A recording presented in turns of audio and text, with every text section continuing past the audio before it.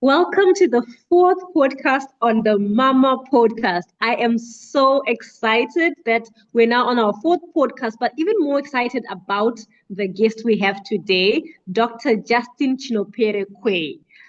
Doctor, welcome to our podcast. I'm excited to learn from you, from your diverse skill set, your diverse professional background, but also really to learn where did you get all of this from? All right, I'm so excited. I'll let you introduce yourself, Doctor.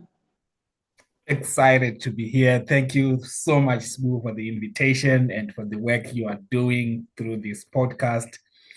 I am Dr. JC Justine Chinoperekweyi from Zimbabwe, an organization development and design practitioner. So much passionate about leadership to the extent of being a gadfly, provoking leadership conversations and doing a lot across the globe around OD and leadership development. I have worked in a corporate governance firm before. I will confess that when I entered that room, that's the first time I knew the word corporate governance as an intern. But I think it's one of the best life experiences that I've heard. I think that when you can understand corporate governance, that you can work better in so many other sectors. My husband is also HR background, and he says the same thing to say almost everyone should have these, organizational development or human resources, courses in their studies. It helps a lot in your profession. Okay, I'll jump right into our questions for today, and I'll start with an interesting question. Doctor, I know that you began in banking and treasury operations before moving into organizational development. So, what experiences sparked that shift? Because, I know both are like, yeah, but banking and now you are into organizational development. I'd love to learn more about that shift.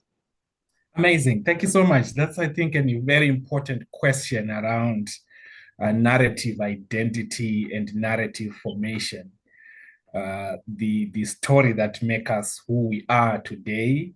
Yes. And to respond to that, I will start by responding to how I got into a banking qualification. Being an African and a Zimbabwean, to be precise, our parents determine our careers in most cases. Yeah. And my dad had a lot of friends who were working in the banking sector at the time that I had to move into university education. And these guys were making a lot of money. They were successful. Banking was the profession at that time before the Zimbabwean 2008, 2019 era. So because of that, my dad recommended that I need to do a course in banking and finance. Yet I wanted to be in tourism and hospitality. Why? Because I wanted to be moving around, getting into hotels, flying out of the country here and there. So these were personal interests that got me into the banking qualification. Started my career in treasury and credit control. Worked in there for about 8 years, but never enjoyed being a banker and never Mm. identified myself as a banker, even though I had a Mm. qualification in banking.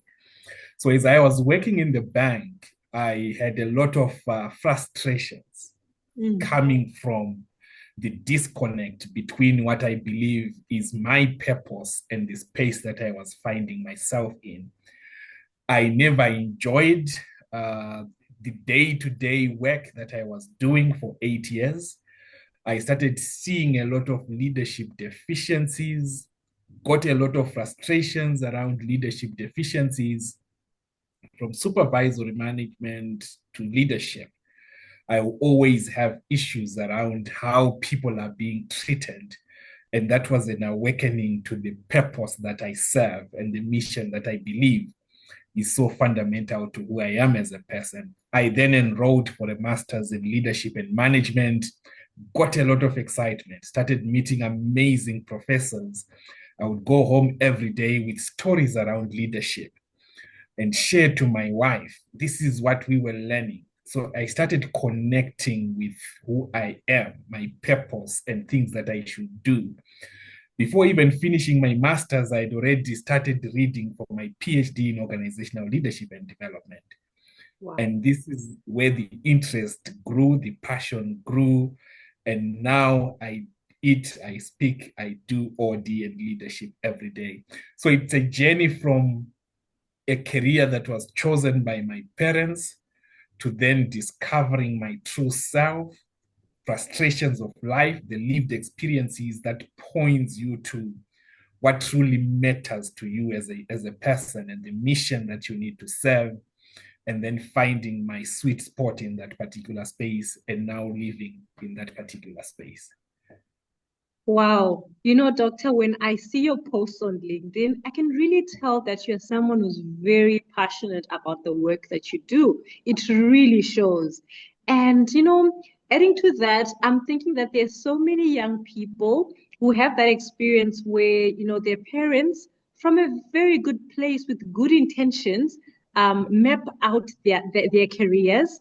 But then they feel somewhere in life, maybe it's like midlife crisis, like I'm not where I'm supposed to be. I don't like this career.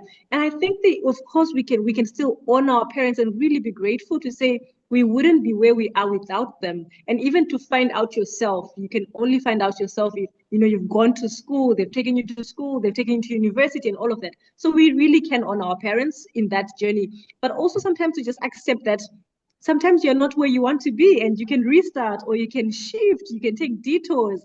That is life, finding your purpose and not feeling so defeated or frustrated that you fail to progress in life. So I really, really like how you shared your personal history. Yeah. And it's really an awakening around parenting and how the conversations around purpose should really start at an early age.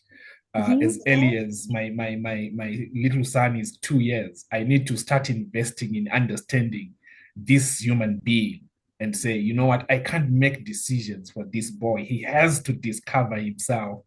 So the parenting, the nature of parenting, especially in an African context, should actually shift from I am an elder, you got to listen to me, to how do we help young children, our kids, and to discover who they are and really embrace these conversations around purpose and passion in our conversations.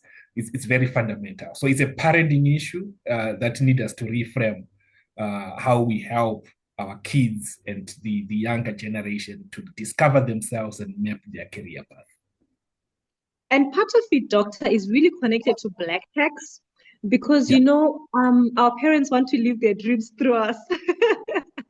Yeah. They're like, I want my child to be a doctor, and we are their pension funds at the same time. No disrespect to our parents. I love I was raised by my mom. She passed away a few years ago.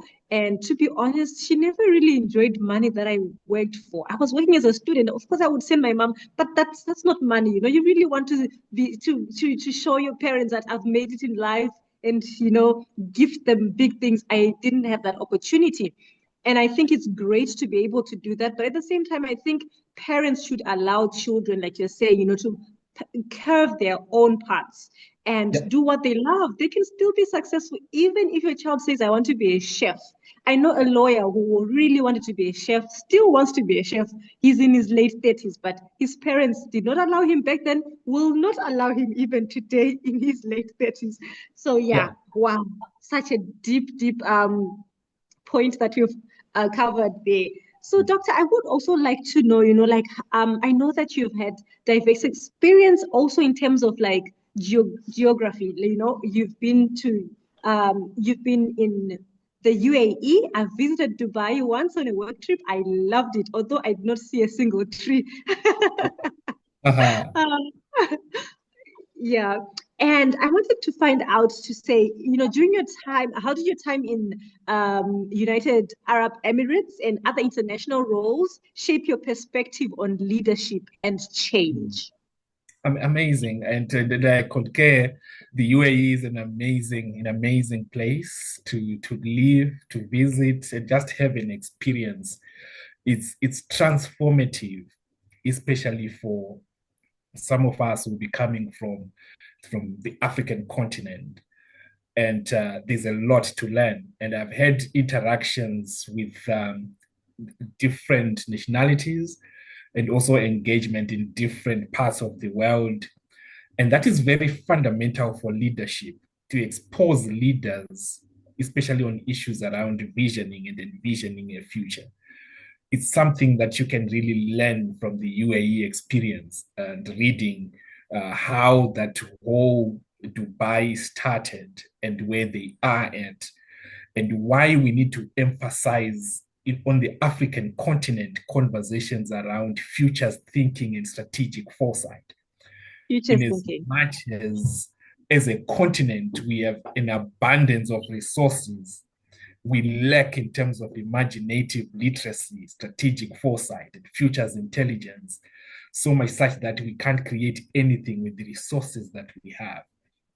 So my experience being in the UAE for about 9 years gave me that opportunity to see possibilities manifesting in spite of the resources that you have. And the reason why I speak a lot around imaginative literacy, strategic foresight, and futures intelligence is informed by those lived experiences, where you can dream from nothing to then become one of the best cities in the world within a short period of time, in spite of the challenges that you face. So when we then advocate for leadership to move from problem orientation to possibility seeking, those are some of the case studies that are very fundamental to say these things can actually happen. And leadership is not a matter of titles and positions, it's about the results, the regenerative potential and practices that you manifest in your leadership. Staying in UAE helped me in terms of understanding intercultural dynamics. And the world that we are living in now, we interact with people from different backgrounds. And working in an organization where you have 9, 10 nationalities in one organization and leading that particular team helped me in terms of understanding intercultural dynamics and contextual intelligence. When you get into a certain space, you need to understand the context. You need to understand, why do people behave the way they behave? And because of my attachment to the field of organization development, that is a very fundamental principle from Kate Lewin's work. Behavior is a function of the person and the environment. And I saw that, I lived that in the United Arab Emirates, where people behave because of the environment that they find themselves in. I am a Christian, and getting into an environment which is purely Muslim, and I've never been exposed to that kind of environment, was a huge awakening in terms of religious tolerance, which on the African continent is still a challenge. To tolerate another's religion and say, I am Muslim, the other person is Christian, the other one goes to the apostolic white garment churches, I go to the Pentecostal. We don't have that tolerance. But that experience in terms of leadership helped me to tolerate, embrace, and remain true to who you are as you push for the results to be attained. I also had an experience with women in Afghanistan before the Taliban take over. And I used to have meetings with women in Afghanistan. And that's the reason why I do a lot around women in leadership. Because of that experience and hearing their stories and interacting with them and experiencing what they are experiencing, I got attracted to the practice of supporting women in leadership. So it is these experiences, this exposure, these interactions that shape why I do what I do. So as I was reflecting in preparation for this, it's a very powerful dialogue around narrative formation, narrative identity. Why do I do what I do? What are some of the lived experiences that inform my leadership, my philosophy, and everything that I do? So yeah, being in the UAE, professional associations, intercultural dynamics, understanding issues around religious or cultural tolerance. Those are very fundamental skills that are needed in leadership. And particularly on the African continent, we still need to do a lot around cultivating such. Wow, that is so deep. I was a research assistant for a researcher, a PhD student at the University of Turku here in Finland, and their study or their research was on future studies on how making meat in labs, how that will what that will affect how that will affect other countries. And I know they had a conference in Dubai at some point, and I do think that futures thinking is there's a lot of futures thinking I don't know, ideation in Dubai, isn't there? It is they live in the future. They Wow. prioritize the imagination literacy. Wow. I always tell people that every time I would come for a vacation in Zimbabwe for 15 days or 20 days, when I go back there, something is happening. That life of Wow. continuous improvement, improving the human condition, they live that. And it's Wow. said that on the African continent, we have leaders who go to these nations every other month, but they are not learning anything out of it, which is a challenge in our leadership narrative. Because most of our leaders, they do their conferences, their workshops in Dubai, but they come there with bags full of groceries and clothes and items, but not with something in their knowledge containers to facilitate the real transformation that is required. And it's a conversation that is really fundamental to live, experience, and then act to bring the results so needed. I must confess that when I went to Dubai, I came with lots and lots of new clothes. Which is still okay. Okay, I think 5 years later, after this doctor, I will reflect on what I learned from Dubai and take Yeah, action. Oh my goodness. So, amazing. doctor, I would like to know something. I want to know and this is more on like organizational development and change, really. Like you describe your purpose as leading sustainable strategic change, facilitating continuous improvement, like you just mentioned, and improving the human condition. What does that look like in practice? Yeah, interesting. That is informed by the field of OD, and that's what informs my philosophy as a practitioner, bit in academia and research. And I extend that to say I support leaders, work groups, and organizations to embrace whole system change and transformation. And there are multiple streams to do that. I serve a field which has the essence of elevating humanity and bringing presence to human systems. So in Yes. practice, everything I do, my interactions, my literary work is centered on elevating humanity and bringing presence to human systems. One Mm-hmm. element which is really missing in our leadership conversations. In practice, I am involved in a lot of mentorship, sponsorship, and coaching. Mm. And most of my time, I am engaging or dialoguing with colleagues, mentees, coaches around their practice and what they need to do. Mm. And that connects to leading sustainable strategic change in a world that is so superficial. Yes. And my work on the gilded cage phenomenon speaks to that. We have leaders who you see they're amazing when they are at a conference, but in practice, they act Mm. and behave differently. You Yeah. have people who have amazing LinkedIn profiles and all these post nominals, but in practice, they don't really have a story to share. So Mm. I do a lot of coaching and mentorship, accountability partner, and challenging each other to say, are you really making a difference, or you are Mm. just as ordinary as any other professional that is around us? I also involved in creating communities of practice. And this is Okay. where we have what we call the organization leadership and development network. as a community of practice, practitioners coming together to address grand challenges, not because we want subscription fees and we just want to say we are part of an association, but a group of folks who say we need to address grand challenges.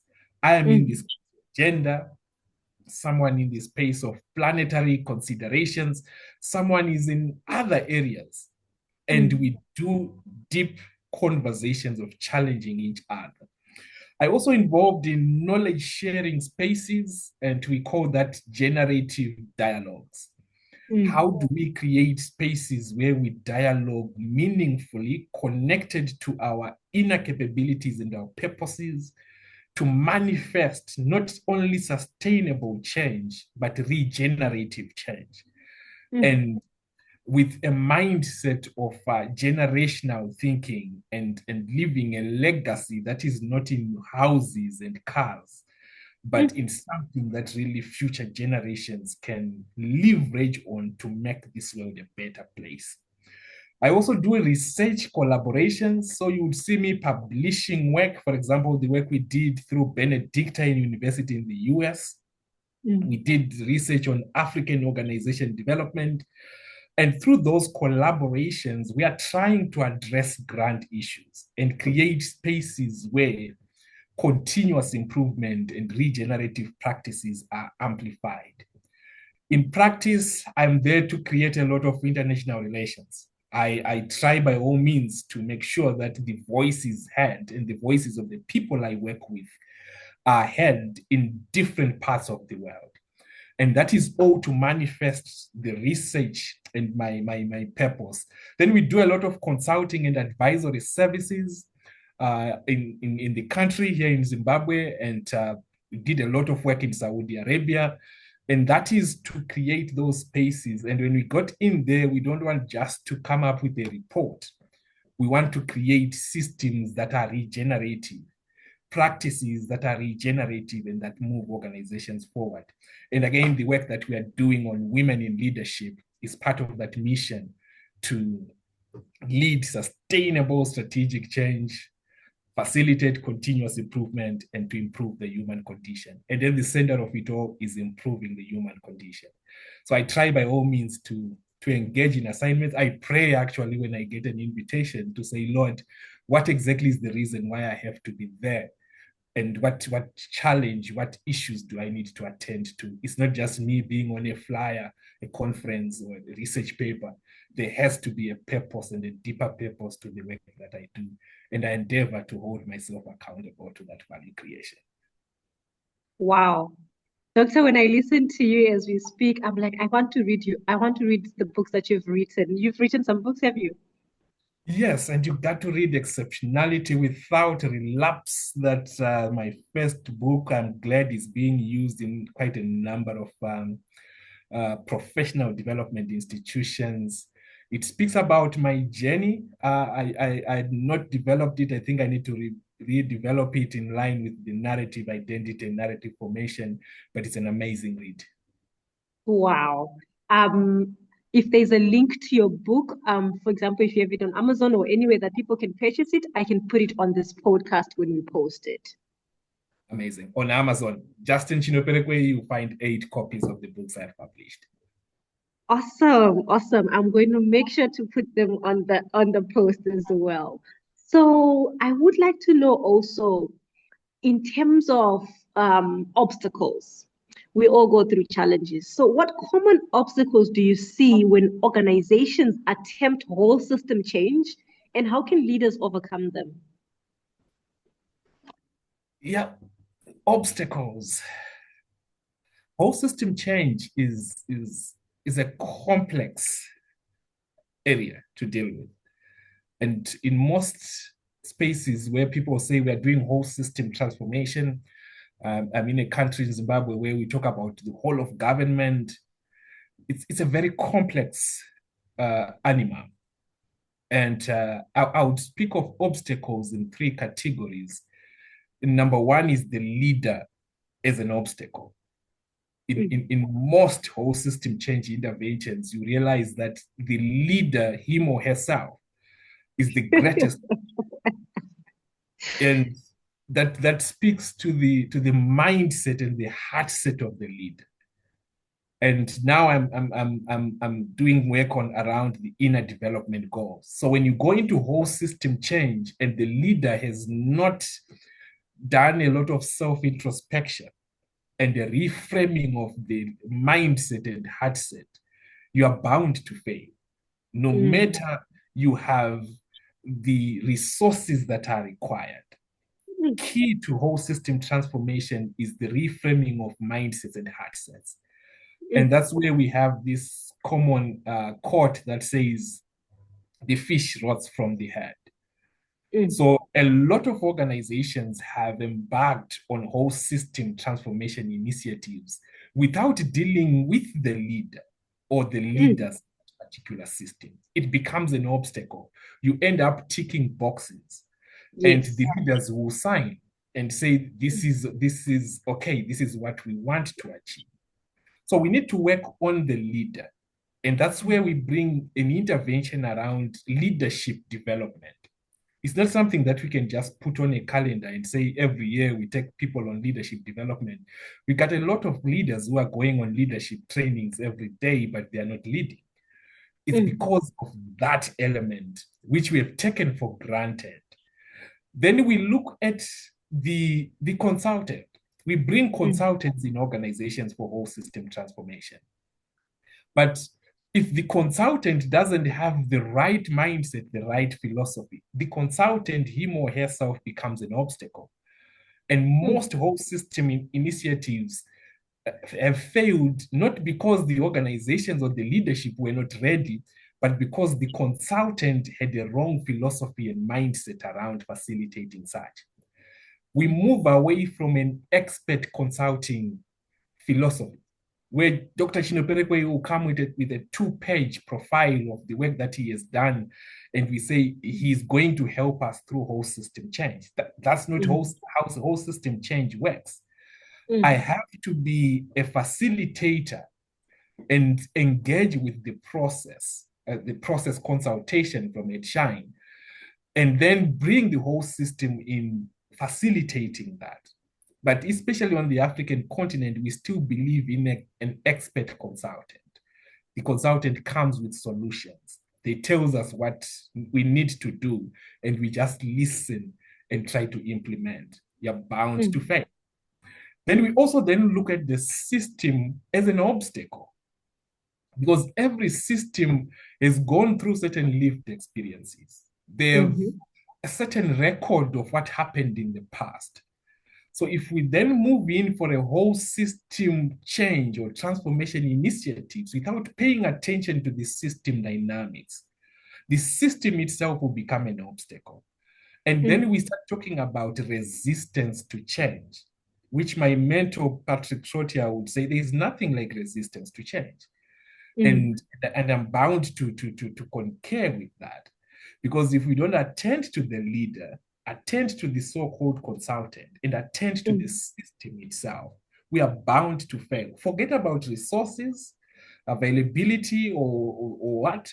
We need to work on the leadership. Let them create an environment for the system to own the intervention design.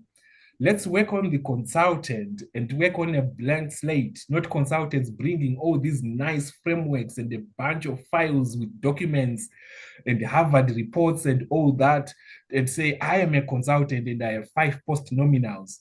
I have certifications in coaching, in mentorship, in leadership. Now people can get that overnight.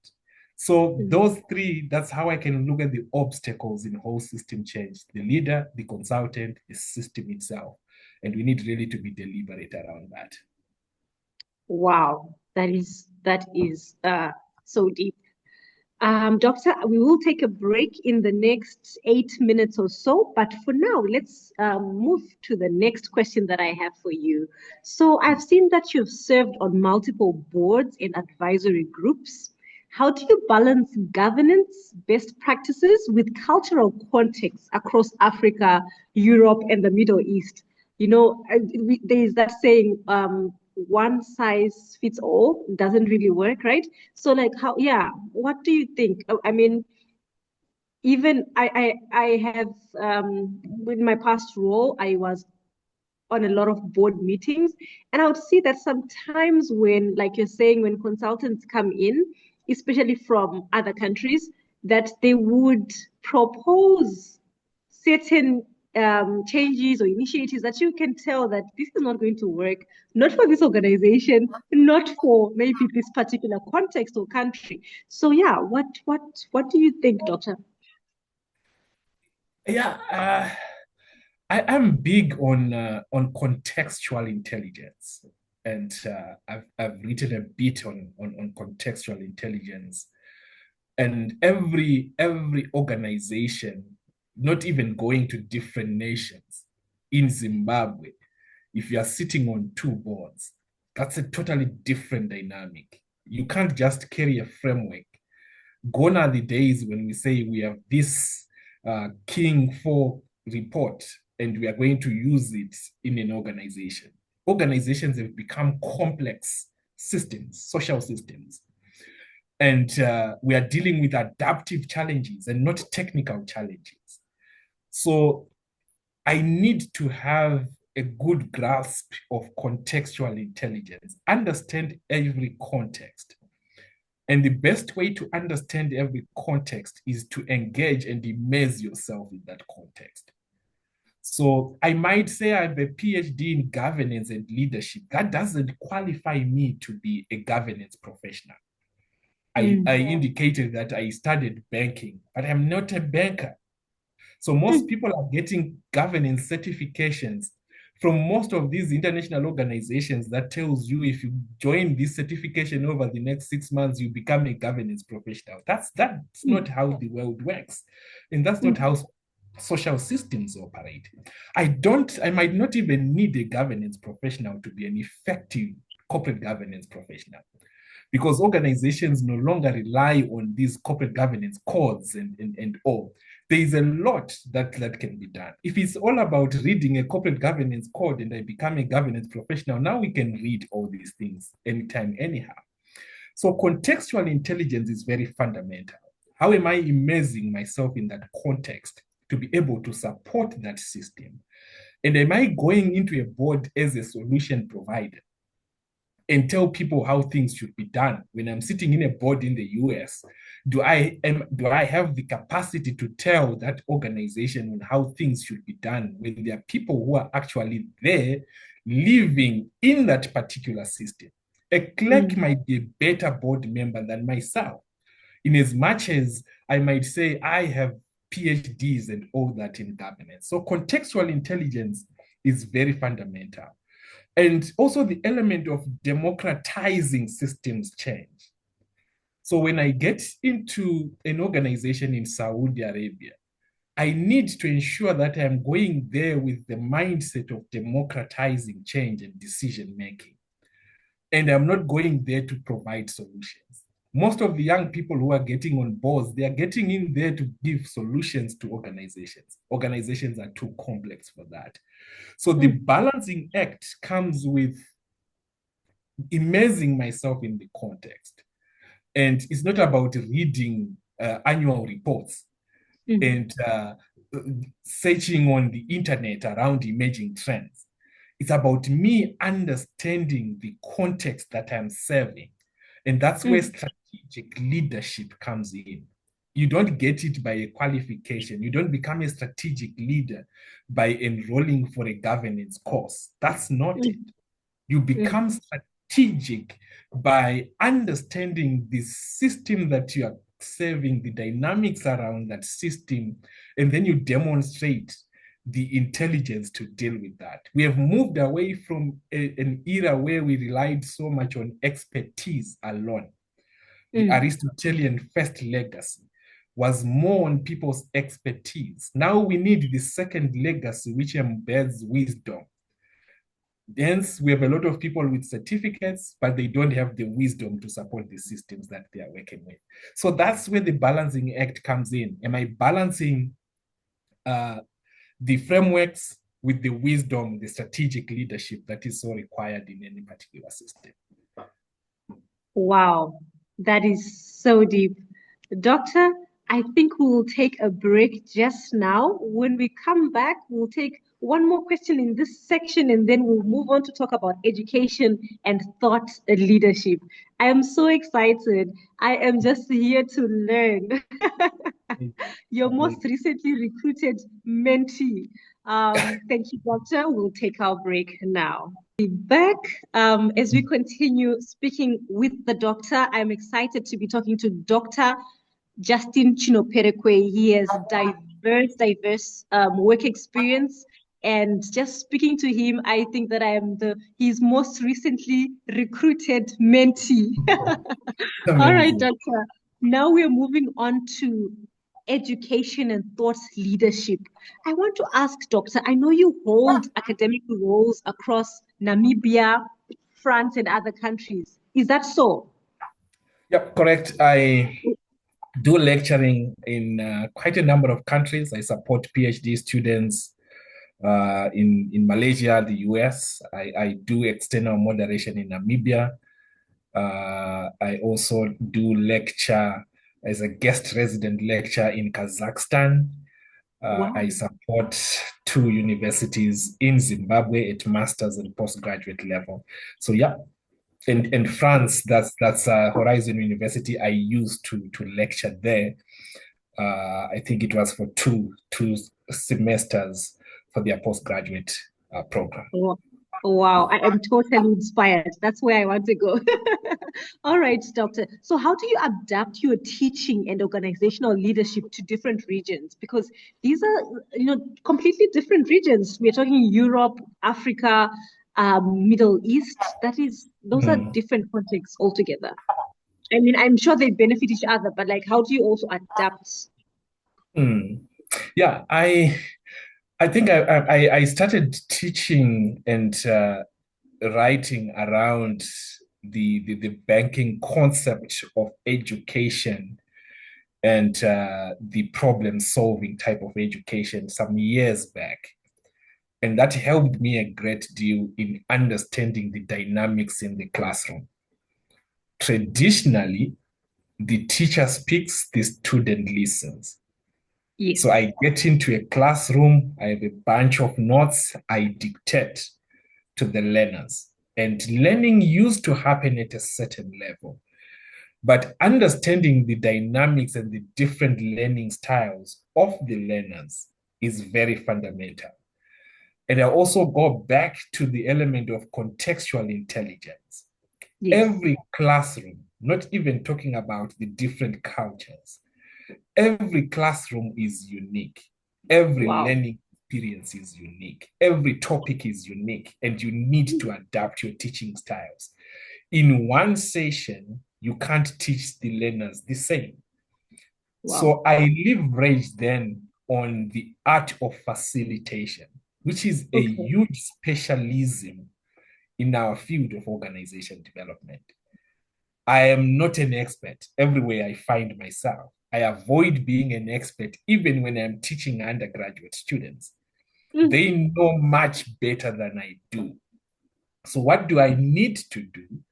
I need to ensure that we co create solutions to the issues at hand. We learn together. I do not dictate. I remember when I was teaching in Abu Dhabi in one class, I say to the learners, let's sit down on the floor in a circle. They have never Mm. experienced that. We Wow. sat in that circle. We had our 1 hour, 30-minute class sitting down. And the learners could stand if they feel pain while he's sitting. And the fact that I reduced myself to their level enabled learning to happen.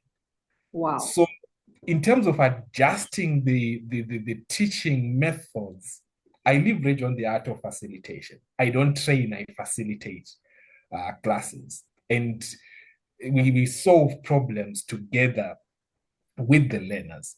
So there is so much of student-centered learning and not me as the professor to actually say, I am the reservoir of knowledge in this particular space. Mm. Mm. Let's engage with the content together. And my role is to guide the learning process. And that is very fundamental. And I also leverage on indigenous paradigms. I'm huge on indigenous paradigms, and that's the space that I'm settling in my practice. To say, Wow. when I'm teaching students in a certain community, I must embrace the indigenous wisdom in that particular context, Yes. so that I resonate with them. Yes. Because the challenge that we might face in the classroom is the students might not accept you as their lecturer. Yes. And then there's some form of resistance. So how do I Mm. resonate with them so that learning actually happens? So we Wow. need to deal with that. And for me, I think my strength in the art of facilitation, the art of hosting, is very fundamental in different contexts. And I've seen that do wonders. And I'm sure some of the students will comment on the podcast around the confirmation of that. Yeah. Wow, Doctor, you take me back to Kanyemba, Zimbabwe.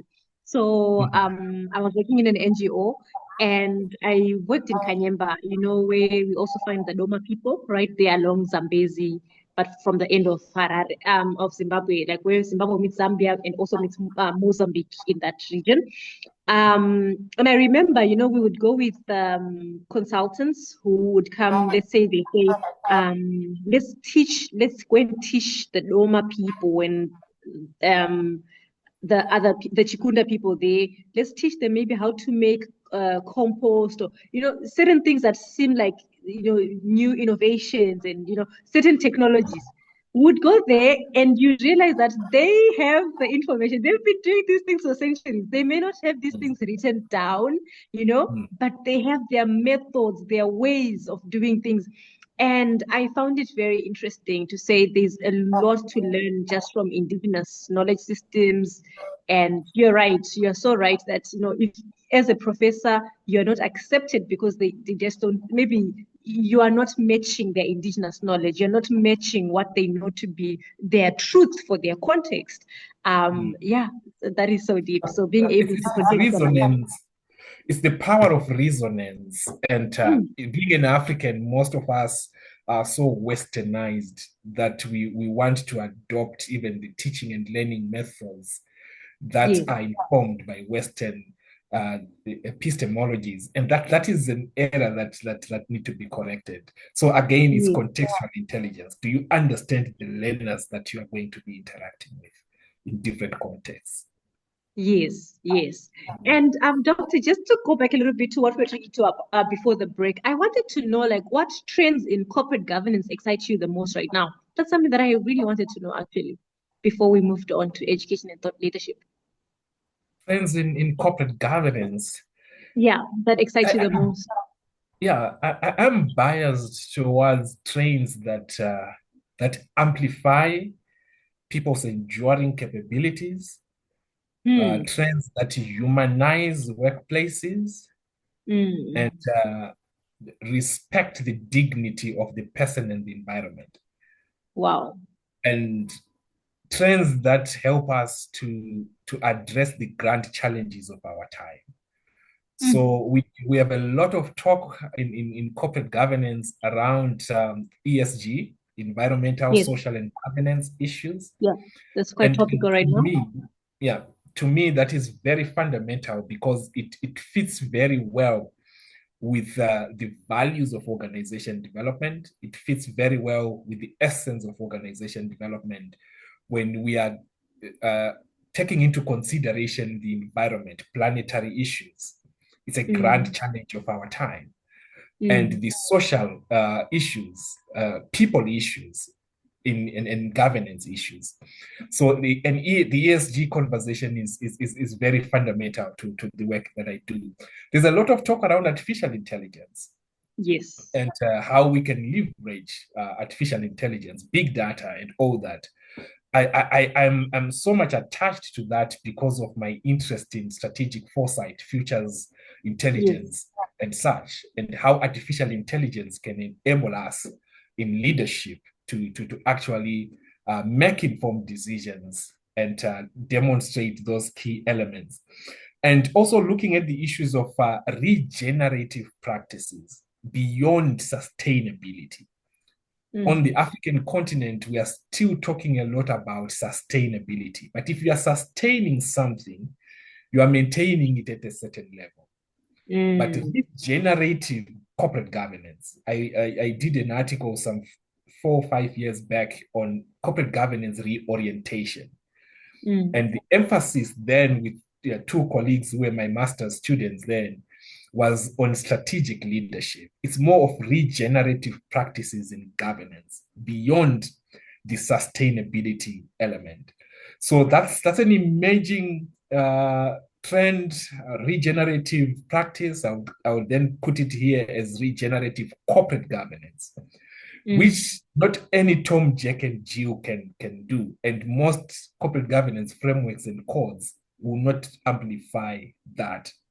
We also have issues around stakeholder engagement and moving beyond the shareholder narrative. And I think a lot has been written and conversations have been facilitated around that.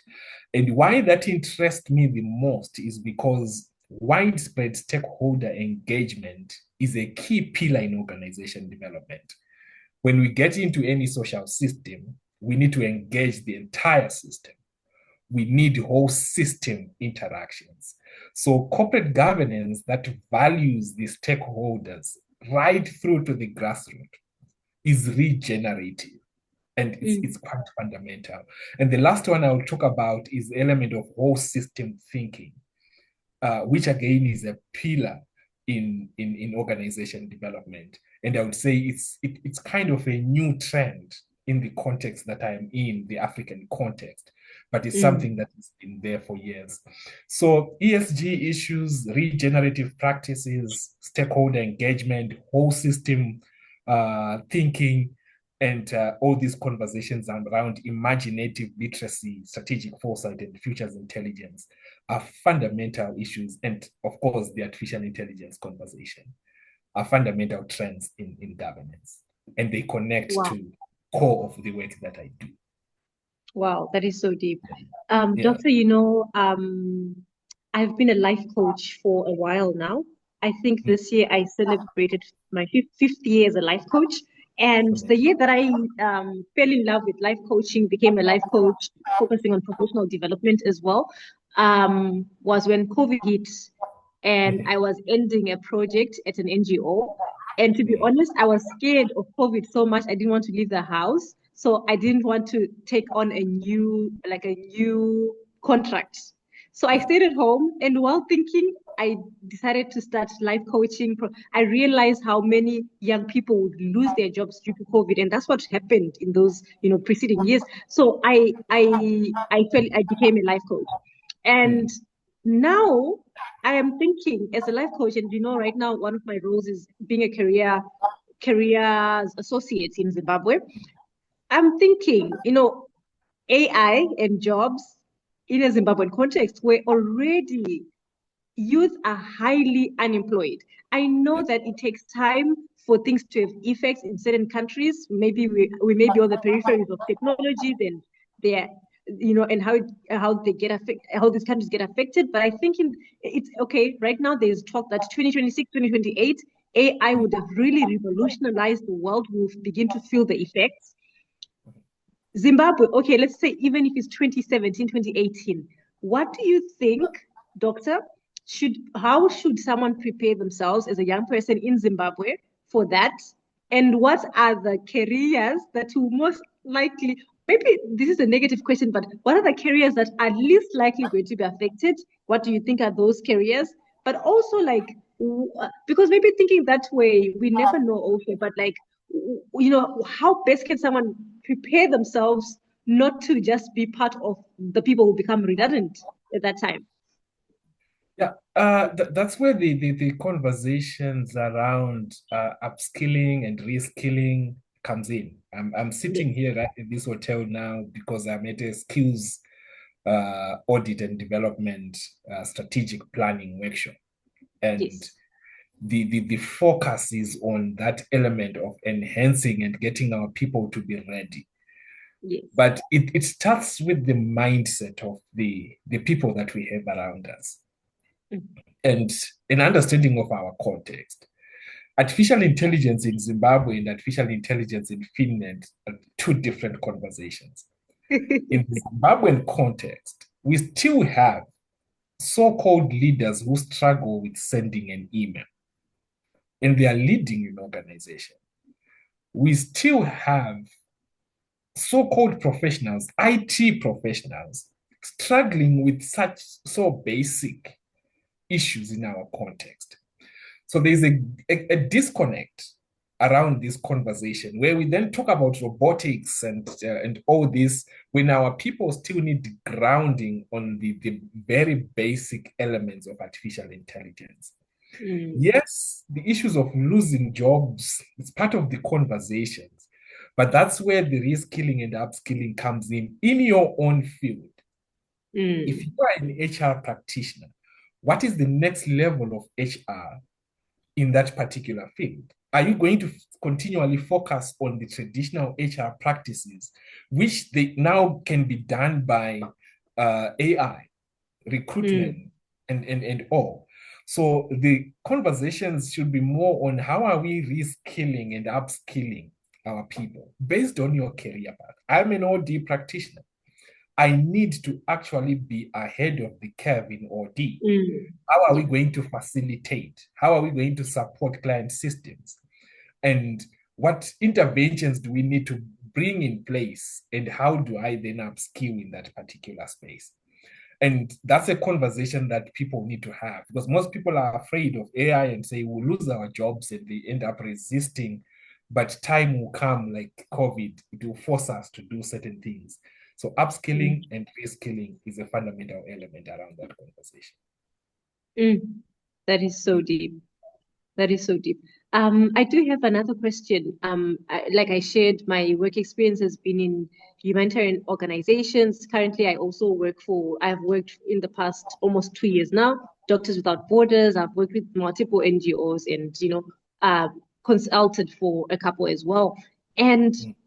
we are aware that, when USAID cut funding, it really shook the humanitarian world. A lot of people lost jobs and all of that. What's your thinking around that? What would you say to a Zimbabwean today who lost their job or may lose their job in the humanitarian sector?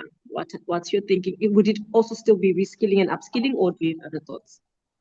Yeah, I have a lot of colleagues who were affected by that, and I think it's the uncertainty of the world that we are living in today. Mm, mm. I can't say because I do OD work, I'm safe. We living in an environment that is really volatile and uncertain, and COVID gave The most certain thing right now is uncertainty. yeah, and COVID taught us that the hard way. And now for the colleagues that are in my circle is elements of resilience and how do you prepare yourself for the unknown, Mm, for such things happening. What do you have? There's issues of diversifying our practices. There's a lot of conversations of multiple streams of income. It's now the agility of the professional, the practitioner, in terms of the work that they are doing. If you're just an ordinary practitioner, an ordinary finance practitioner who just captures data and put it in the system, when such things happen, you are cut off and you will not be mm, able to move because all you know is data capturing in finance and you don't have a broader perspective of finance and how to practice in that field. And that's the greatest dilemma where we have ordinary professionals. They do HR, but they just do the basic of HR. mm, So when such eventualities happen, they are quick to be swiped off the field because that's all they do. mm. So I now have moved into choir. I sing at church. And this Wow. morning I was singing with colleagues at this workshop. And I'm now Wow. actually moving into playing the keyboard. I'm doing keyboard Wow. lessons. I'm an OD practitioner. I'm learning Portuguese. Wow. Why? I don't have plans to go into a Portuguese nation, but I have to prepare for the world that I don't know that is coming. And I'm Wow. learning Portuguese. I got to have a bit of understanding of Spanish and French. Wow. I'm also into farming. In as much as I spend 90% of my time in OD work, I have other things that I'm doing. Mm. That's part of the preparation for the unknown, kind of, that every practitioner should do. So you can't stand on one leg. That will be disaster in a world that we are living in today. Wow. And that is Yeah. quite holistic as well. I feel like you always learn something from one thing that it's like a circle. It's very, very balanced. Like you, I'm learning the ukulele, the musical instrument. I'm learning Yeah, Finnish right now. I do love farming, but right now I'm not farming anything. But mhm, even it's important to do it to prepare, but it just really makes your life, a happier life, like a fuller, exactly, wholesome life. Yeah. exactly. Wow. Doctor, I want to know, I know your publications span innovation in teaching and high performance organizations. Which idea from your research do you feel like, this idea is really good, but it's undervalued, underappreciated? Maybe Mhm. even when if it's something that you've written and you're like, in a new edition, I really want to talk more about this. Which idea would that be? Uh, I would pick number one, probably on the indigenous wisdom in the African context. Wow. We've learned that in schools, mostly in primary schools. That's where we do these idioms, we do folk tales and fairy tales Mm, and all that. Once you get to university level, we throw those things away. mm. And we get so much aligned with the Western practices and principles and concepts. To the extent that I don't think there are many boardrooms in the African context that has these frames with African indigenous wisdom. You always get Yeah. there and you see quotations of the so-called leadership gurus and experts and all. And most of them are from the Western uh, context.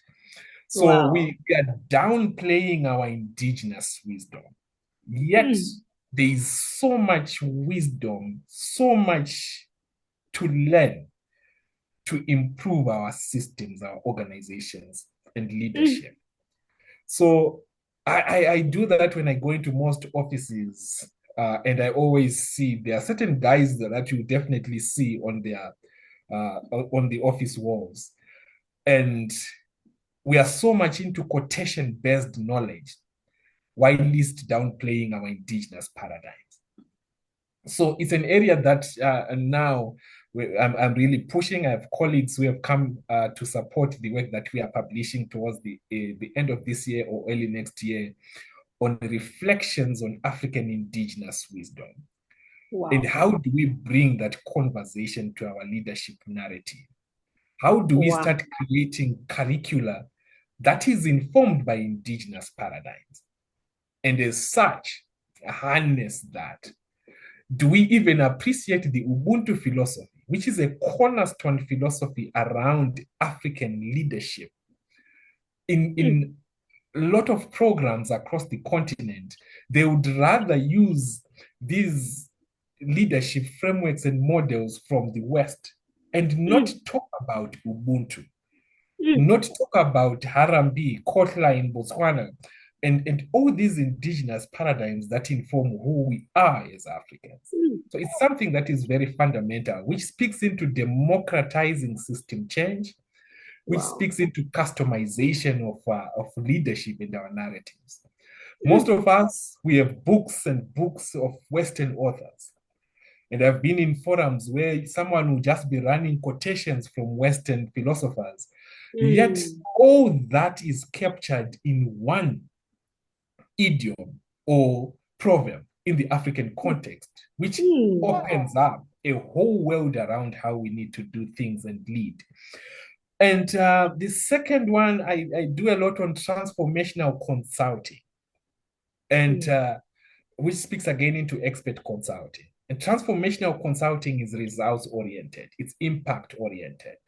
So we get to system not because I want the money, I need the pediums or anything. I need to see results, and I need to see the system getting into what we call a self-agent. It can talk to itself about itself and self-renew. So that element of transformational consulting versus management consulting is an element that needs attention. And the last one probably will be looking at issues of this client centrism and a leadership that brings results. And I'm speaking on my gilded cage phenomenon, where most of our leaders on the continent, nice shoes, shiny suits, big cars, SUVs, then we say there is a leader. And the results, the core is hollow. So in Shona, we have a proverb that says, "Guyu kuchukira kunze mukati rizere mashosho," which means a wild plum that is ripe and red on the outside might be crawling with ants on the inside. And that is a true story of African leadership. Amazing people, nice shiny shoes, expensive suits, black SUVs. You see them in a conference, they are all on red ties, but mukati muzvere mashosho, there are ants crawling on the inside.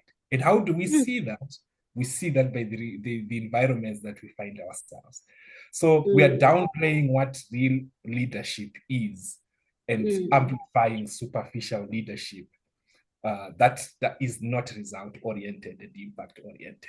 So I make noise around the gilded cage phenomenon, the consultant confection, and indigenous paradigms in Africa. Wow. I am so in love with indigenous knowledge. I will be one of the first people to get my hands on that book once it's out.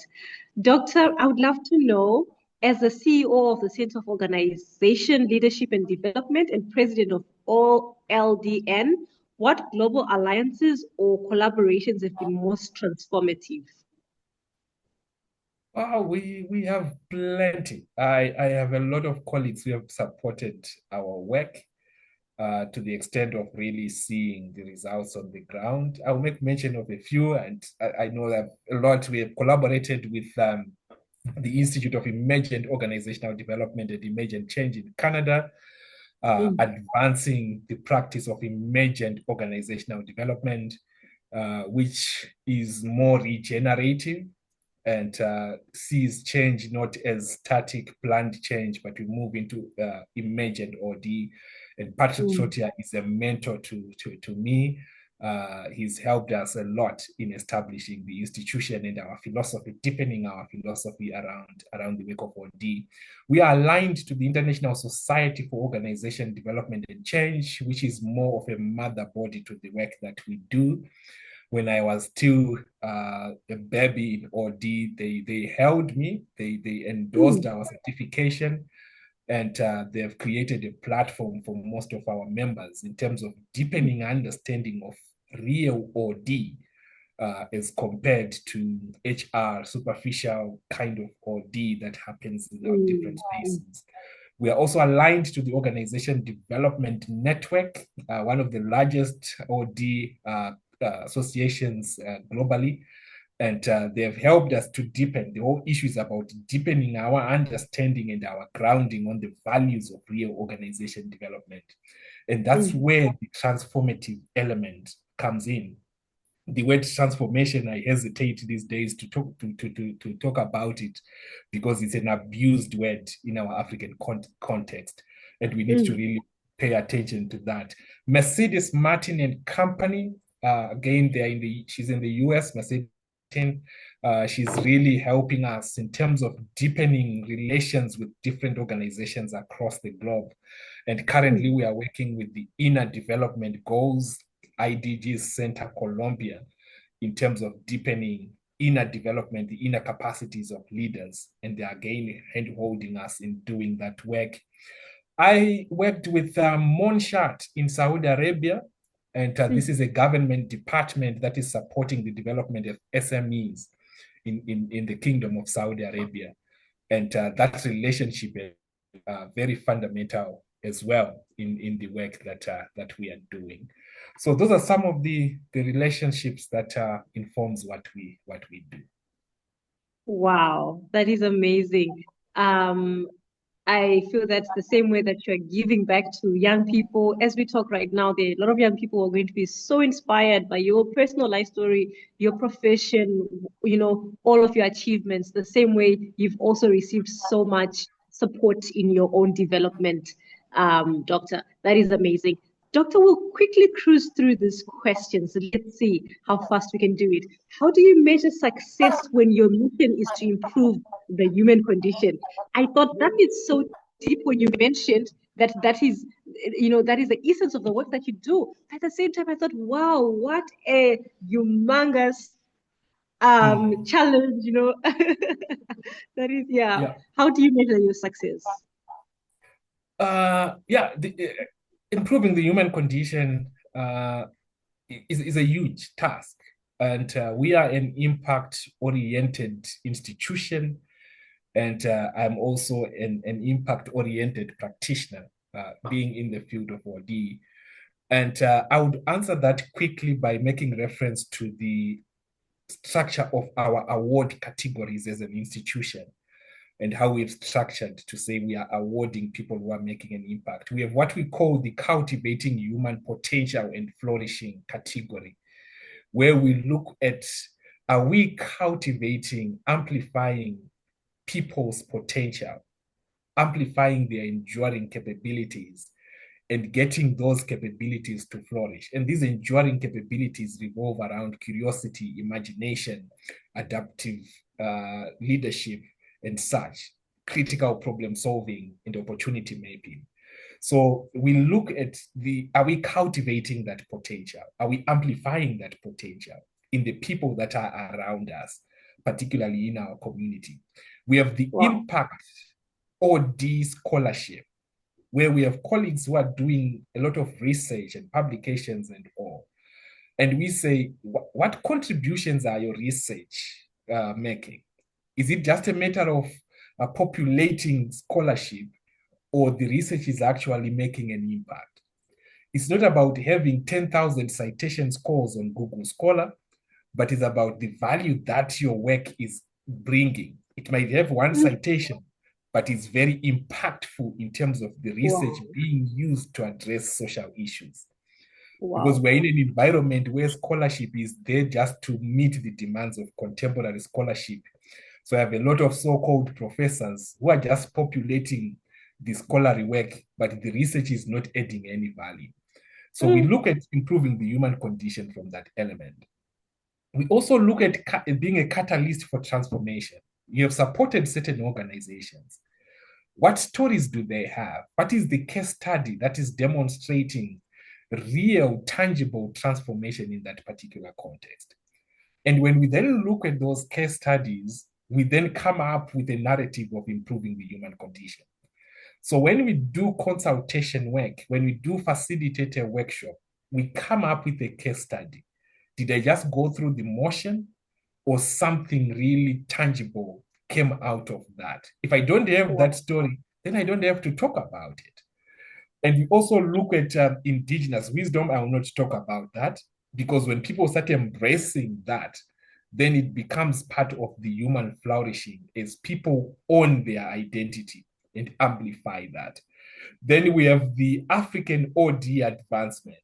In the work that we do, are we advancing the African paradigm, or we are still immersed in the indigenous, in the foreign paradigms? So to me, those are some of the ways that we look at improving the human condition. And then we bring in elements around the sustainable development goals, the inner development goals, because they are all tied towards ensuring that people have a better life, and we are making this world a better world to live. Wow. Doctor, before we move to our very last and amazing questions, we'll take a quick break. Doctor, I really like what you spoke about on value and creating impact. Not focusing on quantity, but focusing on the quality of the work that you do and the impact that it creates. And to be honest, while we're speaking, it really changed the trajectory of, the way I'll take my PhD topic. I'm still on the application stage, and I've been battling between two topics. One closely aligned to what I did for my thesis on an indigenous population, and the other one, related to my current environment. And I definitely will go with the one that I really see that this will create more value, more impact. So thank you so much for sharing that. So yeah, I wanted to ask a few more questions before we end. Let's see. I don't think it'll take much of our time, but I wanted to ask Doctor, so like what daily habits or mindsets help you stay grounded while managing such a wide array of roles? You are busy and you're creating a lot of impact in the world. Thank you for that. It's amazing, and the business. It's been 10 years of really doing the work, and I have a lot of colleagues who would say, "How are you managing?" So I'm also glad that you are asking that question.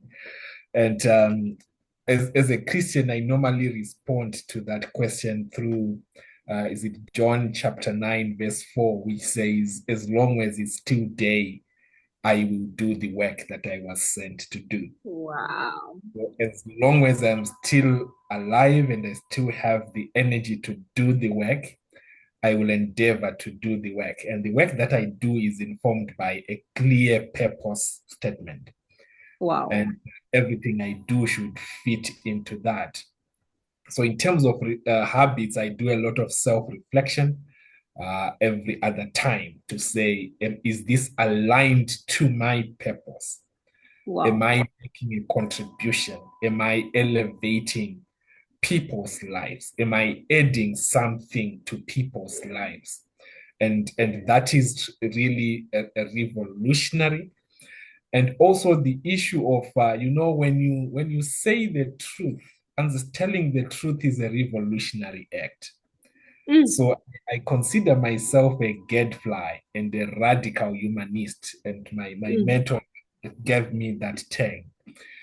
And that is a mindset that pushes me to do what I do. I provoke people into action. wow. I, I follow Socrates, particularly the Socrates apology, where Mm, you are saying, I am a gadfly who is there to sting the Athenian people into wakefulness.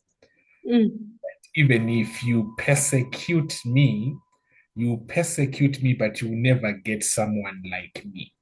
wow. So in my provocations, in my leadership, I always step on people's toes to get people into wakefulness. And I do Wow. that professionally. And it has helped to date. So self-reflection and being a gadfly, the mindset of a gadfly, I don't just take people on a silver platter. I don't just say yes to things that I feel I need to question. I, Mm, I, I prioritize substance over superficiality. mm, I prioritize value over voice. We are living in a world where there are a lot of loud mouths and on mm, social media platforms. And these are people who are given high esteem in society. mm, But all they are doing is just making noise without actually giving voice to the voiceless and creating value. mm, mm, So those kind of mindsets and narratives are very fundamental to the work that I do. And mm, the generational thinking, I'm so much into the Iroquois society, which believes that whenever you are making a decision, you need to think about 7 generations ahead and 7 generations before. wow. So whenever I'm doing certain things and engaging in certain activities, I have that generational thinking element. And I think so far so good. I'm doing well. I'm happy with the work that I'm doing, particularly Mm, the work that is anchored on a purpose. And I've got quite a lot of success stories. I'm not an award person. I'm not easy to accept an award unless you give me detail that demonstrates that you know what I do and it Mm, aligns with my philosophy, and I'm convinced that mm, I deserve. I've turned mm. down 34 Wow. because of superficiality over substance. I've Mm, accepted one, the Communicating OD Knowledge Award 2020, because it aligns with my purpose, and the selection process demonstrated someone who really know me and not just read about me, but have a wow. deeper understanding of why I do what I do and the value that is creating, therefore. Talk about integrity. Wow. I am so inspired to say the least. Wow, wow, wow. Doctor, so I will ask one question, then I'll ask my favorite question after that. So looking back, what advice would you give your younger self when starting out in banking and finance? And this is not some for someone in banking and finance per se, but you know, anyone, who's still at the very bottom of the ladder of their career development. And for a lot of Zimbabweans, that's people in their 30s and 40s, because, we graduate out of university and we don't find jobs. So for 10, 20, 15 years, we are still really at the first step on the ladder. What would you say to us? Yeah, I would say, Justine, you know what? Focus on wisdom over expertise. Mm, Wisdom over expertise. We live in a society that is prioritizing a lot of expertise without wisdom. We wow. have people who have economics, master's degrees, PhDs, but they don't know anything about economics. They just know book stuff. Mm, So prioritize wisdom over expertise. And when you are sitting in a classroom, when you're engaging in a conversation, listen to the words not spoken, not the verbal conclusions. Get deep into conversation, seek understanding, mm, and move that understanding to an in-depth appreciation of context. I grew up like any African boy or an African child. Go to school, get a degree, you get a job. And yes, I graduated in banking. I graduated, it's a different story from my leadership and management. I graduated with expertise without wisdom. And that is mm, a challenge. And to do that, you need to work on your inner compass, even at mm, a age. There's a young boy, I will not mention name here, who is making noise on social media platforms because of his music at mm. Zimbabwe. And if people really understand, the dilemma with us Africans is we don't really understand the human dynamic and Mm. inner compass. You would mold that and it will become a jewel in years to come. I don't know how far the young Exactly. man is going to go based on Mm, the system that is around him. But we need really to prioritize developing an inner compass, the ability to be self-aware. And that's a conversation that I engage with people who are in their 50s and they still don't understand who they are. And I wouldn't say I've reached there, but we need to have that hunger to be self-aware, to nurture the inner compass, and to align personal values with professional values and try to match that. And lastly, I would tell the younger me to cultivate a growth mindset. Never settle mm. for less. Always aim to do more and to be more, and prioritize that process of becoming. And it's a never-ending journey. Wow. I am so inspired. Doctor, now to my favorite question. The reason I started this podcast is because my mom passed away 5 years ago. She had breast cancer, but she made the person I am, the person I will be. She was an amazing, let's call her a signature mom. Yeah, I look at myself, I look at the person that I believe I'll become, and I say, I wish my mom lived to see or would live to see the future. And this podcast is there to honor mothers. I want to know, Dr. Justine, what would you like to say to honor your mother what is it you can, I'll freestyle on this one. I'll let you speak what you want to speak. Of course, my question is there, but feel free to speak what you would like to say in honor of your mother. For the success that you are such a successful person, a person who values impact, who values value, bringing value to other people, and substance. So I would love to know, what is it that maybe you trace back to your mother, the lessons that you learned from your mother, but really, what would you say? What would you want to say to her? Yeah, over to you. That's powerful, and I think our mothers really play a very fundamental role in our identity and who we become. And I'm happy that you are doing this in honor of your mom and amplifying that. It's an area that we don't pay so much attention to. Uh, as you were speaking, I took myself back 2018 when I was graduating from my PhD, and I said, "My mom, you need to accompany me to Zambia for Wow. my PhD graduation." And lucky enough, I was going to give the vote of thanks for the class of 2018 Wow. for the University of Lusaka. And Wow. and my wife was sitting next to her, and she was recording me as I was giving that speech. It's there on YouTube. You can actually see my. Wow. I will go and look for it.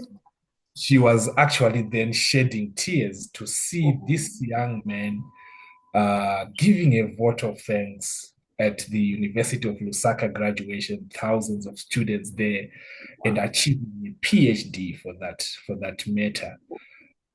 It's a humbling moment, something that gets you to reflect. And in most sessions where my bio is read in these conferences, I always start by saying, I wish my mom was sitting at the back there. She's still there, but I always wish I could travel with her and she could hear my Wow. bio being read. Why is that important? It comes back when I started, I indicated my reflection on narrative identity and narrative formation. Who I am today is not because of these qualifications that I have obtained, but to a larger extent is the nurturing that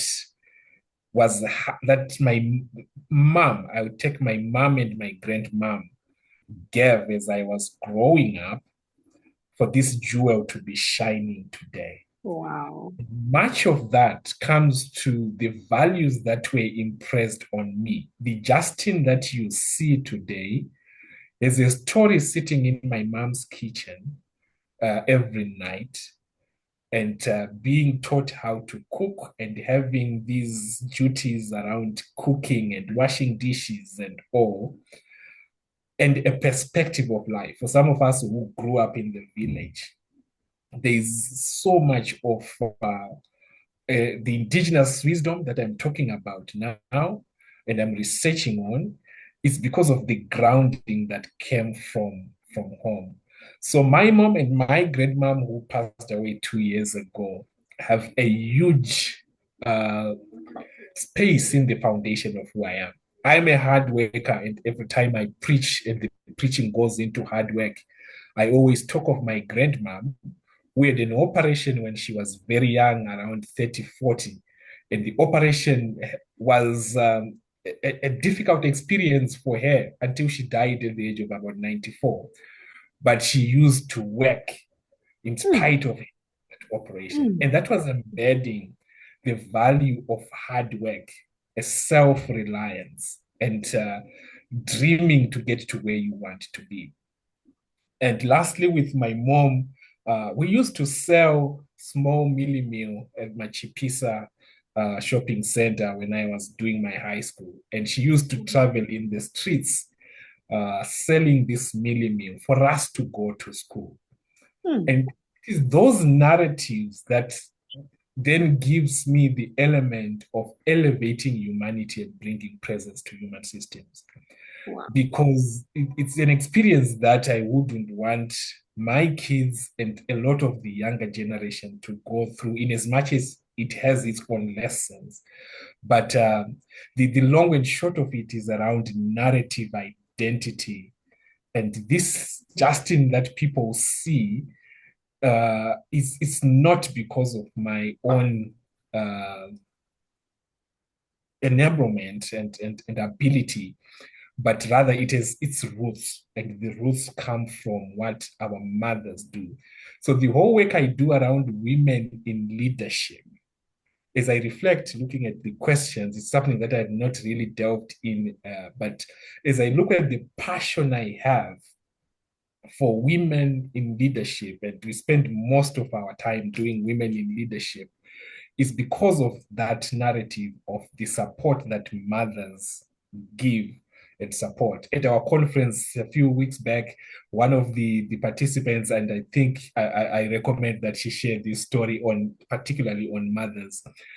She has an amazing story that almost got us reframe our mindsets on the power of mothers. But for me, it's the grounding, it's the roots. And I traveled to Nyanga, and my mom was arriving at home. So now I have to go and be with her first out from this trip.